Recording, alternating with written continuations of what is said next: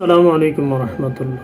আজকে আমরা আলোচনা করব কোনো রোগীর নামে বা কোনো রোগীর কি সমস্যা, এটা আমরা হাজিরাটা কিভাবে দেব বা পরীক্ষা কিভাবে দিব, যেটাকে হাজিরাও বলা হয় বা পরীক্ষাও বলা হয়।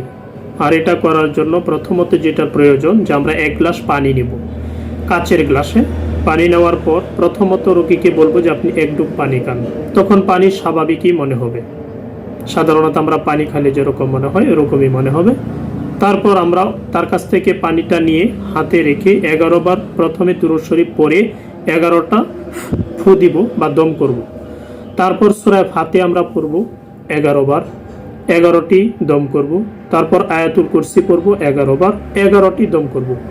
এইভাবে সূরা কাফিরুন অর্থাৎ কুল ইয়া আইয়ুহাল কাফিরুন 11 বার পড়ব, 11 বার পরে 11টি দম করব।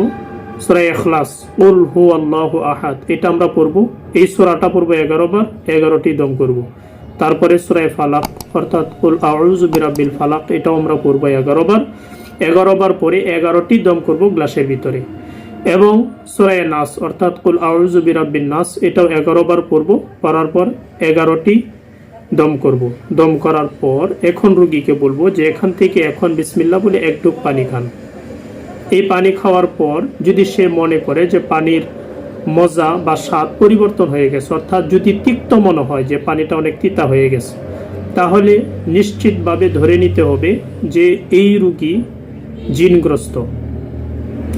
আর যদি পানিটা টক মনে হয়, মানে অতিরিক্ত টক হয়ে গেছে, চোকা হয়ে গেছে, তাহলে সুনিশ্চিতভাবে ধরে নিতে হবে যে এই রোগী জাদুর সমস্যা রয়েছে।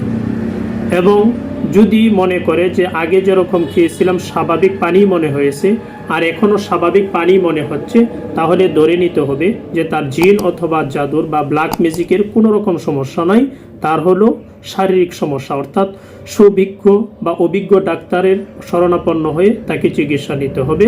এটা জিন অথবা জাদুর চিকিৎসা করালে কোনো সমাধান পাবে না। আশা করি এইভাবে পরীক্ষা দিলে আপনি রোগীর অবস্থা সম্পর্কে জানতে পারবেন।